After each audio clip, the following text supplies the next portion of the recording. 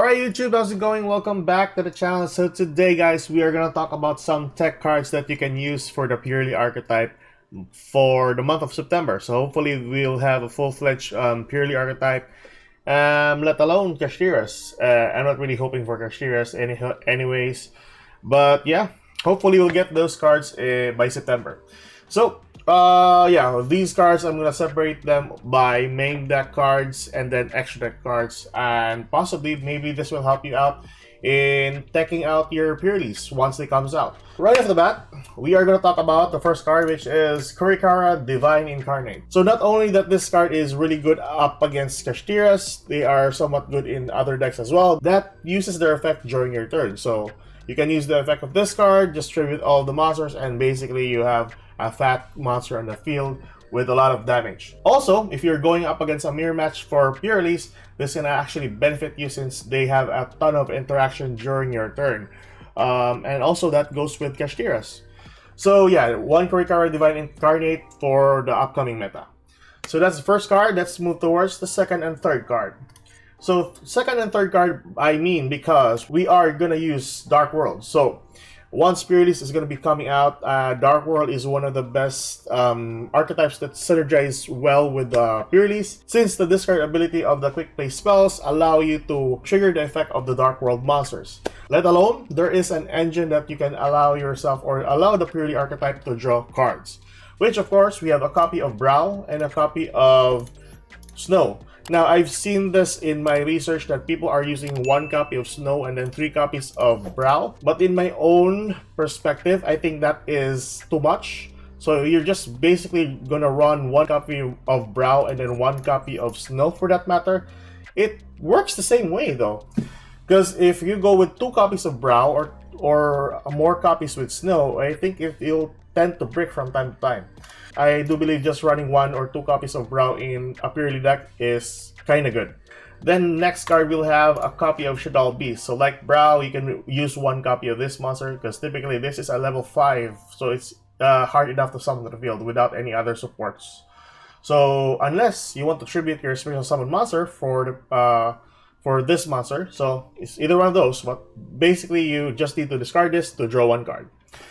Then next card we'll have a copy of Santa Claus. So Claus is kind of like a kaiju effect, and kaijus are really good with the upcoming meta with Kashtira's and so on and so forth.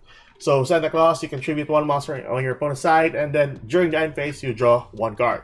So each of the drawing card effects allows you to gain more advantage with the quick play spells that you have in your deck. Add that one to your face-up exi monster on the field. So that's Santa Claus. Next card we'll have 1 toxic card that you might use for the deck. So Majesty's Fiend is a level 6 monster that states neither player can activate monster effects. So this is kind of like a toxic floodgate in a sense. The ability of the Purrelys to spell summon to the field is kind of good. So you basically have 1 normal summon accessible for you.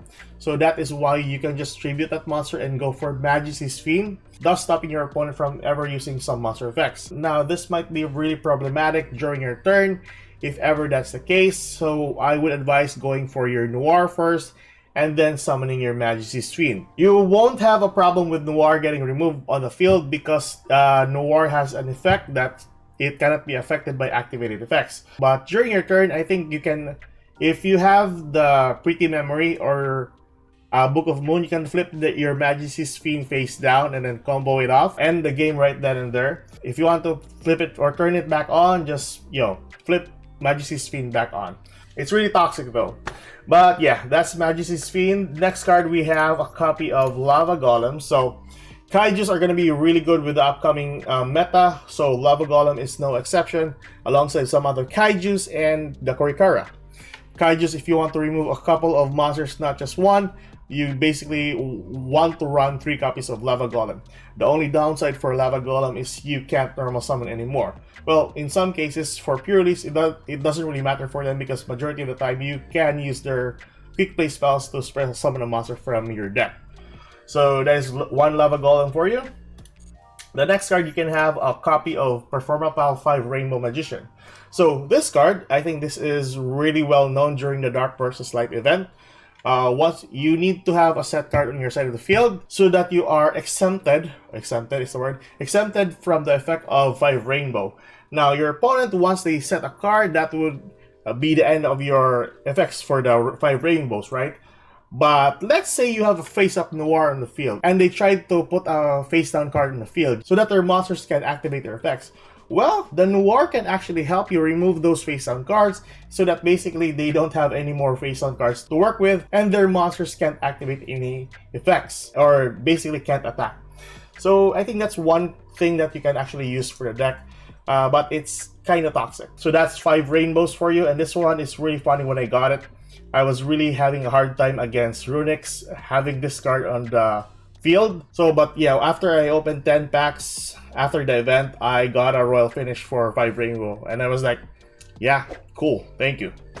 So yeah, next card we have Dimensional Fissure. So I think this is much more lesser of a toxic card, or a floodgate for that matter. I do advise having a copy of Dimensional Fissure would benefit you greatly for the Purrely, since majority your Purrely monsters won't be in the graveyard, but instead be a material for your Exe monster. To top it all off, your spell cards will be set in the graveyard as well, because it is not a monster, and you can just get a hold of that with the help of your Plump on the field. So Dimensional Fissure will be somewhat good with the current metas as well. Tier elements being still a really prominent archetype. What else? You have Branded as well, or even a copy of Dragonlings. And then for the next card, we'll have Book of Moon, or Book of Moon and Book of Eclipse. So these two cards is just basically the same, flipping a card face down. So that is a really good card to go with your Purrely, since they will protect your monster from ever getting targeted for an effect or whatsoever. So insanely good. And then lastly, we have our Rainbow Bridge of Salvation. So the bridge card was actually used before with the tier elements, allowing them to get a copy of Pellerina from their deck alongside one material for a fusion summon. Now this will benefit Purrely's also. I've seen some people run 1 or 2 copies of this in their deck so that they can discard this with the quick play spell and then summon their monster, and alongside the bridge you can get a hold of your field spell, which is the Purrely Street, and another copy of Cobalt Eagle. Now, I don't really know the benefits of getting a copy of Cobalt Eagle for the Purrelys. Just comment down below. Maybe I missed something. But yeah, the bridge is kind of like, well, your bridge of getting a hold of the field spell. And the field spell just lets your Exe monster gain more materials. So that's good. So that is basically your main deck monsters or cards. Now for your extra deck tech cards, you'll have basically... Why am I putting 2 copies of this? First and foremost, we have a copy of Princess Sprite. So you detach one card from this card and then excavate 1 from the top of your deck. If it is a spell or trap, you can add it to your hand. So if it is your quick play spell, just immediately add it so that you can add more materials to your Exe monster. For the Lyrilists are basically rank 1 monsters, so that would be very beneficial for the Purrelys. So to start off, we have 1 copy of Ensemble Robin. So any special summon monster to the field, you can bounce them back to your opponent's hand. Really insane, really good. It's not a soft once per turn, it's not even a hard once per turn, so that's good. And then you have a copy of Promenade Thrush. So this monster allows you to spin back one spell or trap in your opponent's field, and then spin it back to their deck. And the last 2 Lyreless monster, I'm pretty sure this is the recital is kinda not really that relevant, because you can go with the assembled Nightingale and then detach, attack the monster, the Honored Magician. So that is a really good climb for your Zeus. For your Link monsters, you have 1 copy of Anima, Change of Heart effect, 1 copy of Agents of Moon, basically popping 1 card, and a copy of Azalea, popping 1 card as well. The difference between these 2 is the agents need to sacrifice 1 fairy monster. Oh yeah, Link Herbo, yeah, it turns one opponent's monster to 0. You know, really good effect. So that's basically it. Those are the tech cards for the main deck and the tech cards for the extra deck. Tell me your thoughts on the tech cards that I've shown by far. Did I miss anything?